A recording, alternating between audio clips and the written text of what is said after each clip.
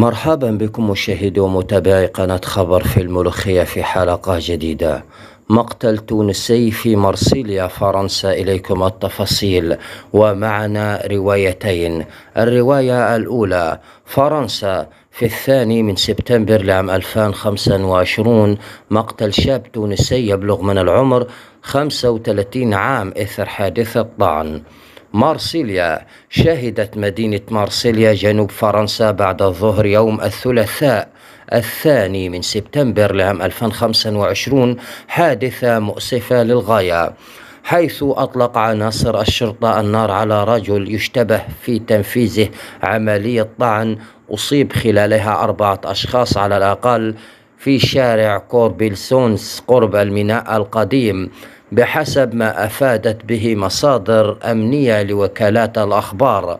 وأوضح شهود عيان أن المهاجم كان يحمل أداة في يده وهاجم بها المارة أمام أحد مطاعم الوجبات السريعة. وأضاف أحد السكان المحليين أن الشرطة حضرت بسرعة كبيرة إلى الموقع وحاولت اعتقاله، لكنه حاول طعن أحد الضباط وهو يصرخ، ما دفع الشرطي إلى إطلاق النار عليه. وذكرت مصادر مطلعة أن الحادث بدأ على ما يبدو بشجار أمام مطعم كباب، ثم تطور إلى عملية طعن عشوائية أثارت غضب المارة، وقد سارعت الشرطة العلمية إلى تطويق المنطقة ونصبت خيمة أمام المطعم حيث جرى الهجوم، بينما غطيت الشرفة القريبة بغطاء أسود.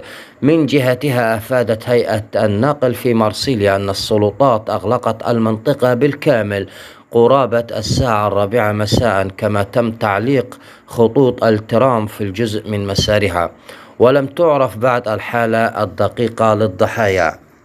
والرواية الثانية تقول: التونسي الذي قتل بواسطة الأمن الفرنسي يدعى حسان الذيبي، أصيل ولاية القصرين، وهو مقيم بصفة قانونية في فرنسا. وسبب الحادثة نشوب خلاف بينه وبين صاحب النزل الفندق المقيم فيه إثر عجزه عن دفع الأجرة، مما دفعه إلى طعن صاحب النزل و4 أشخاص آخرين. وقيل أن ال4 أشخاص الآخرين هم جزائريين. هذا والله أعلى وأعلم.